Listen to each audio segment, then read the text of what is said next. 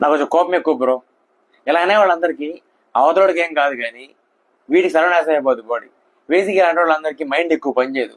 వాళ్ళకి మెమరీ ఎక్కువసేపు గుర్తుపెట్టుకోలేరు, ఫోకస్ ఎక్కువసేపు చేయలేరు, కాన్సన్ట్రేషన్ లెవెల్స్ డిక్రీజ్ అయిపోతాయి, వాళ్ళకి హార్మోనల్ ఇన్బ్యాలెన్స్ ఎక్కువ వస్తాయి.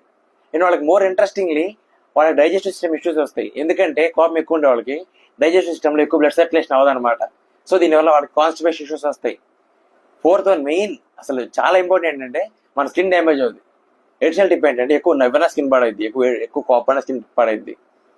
అండ్ స్కిన్ రీకోపింగ్ ఫినామినన్ బాగా స్లో అయిపోద్ది అనమాట. ఫిఫ్త్లీ మన ఇమ్యూన్ సిస్టమ్ బాగా వీక్ అయిపోద్ది ఎక్కువ కోపపడే వాళ్ళకి. మోర్ ఓవర్ ఈ కోపం ఎక్కువ వచ్చే వాళ్ళకి ఈ అండర్ నెక్ దగ్గర ఎక్కువ మజిల్ క్రాంప్స్ రావడం అండ్ ఇంకా తలనొప్పి రావడం, అలా చాలా హెల్త్ ఇష్యూస్ వస్తాయి. అడిషనల్గా ఈ రోజుల్లో కోపం ఎక్కువ వస్తే హార్ట్ అటాక్స్ వస్తున్నాయి అండ్ అదర్ రెస్పిరేటరీ ఇష్యూస్ కూడా వస్తున్నాయి. కుదిరితే ఈ రీల్ని మీ షార్ట్ టెంపర్ ఫ్రెండ్కి షేర్ చేయండి. అయినా మనకి ఎందుకు పోయే కోపాలు? Life is very short, just follow రియలింగ్ మావయ్య.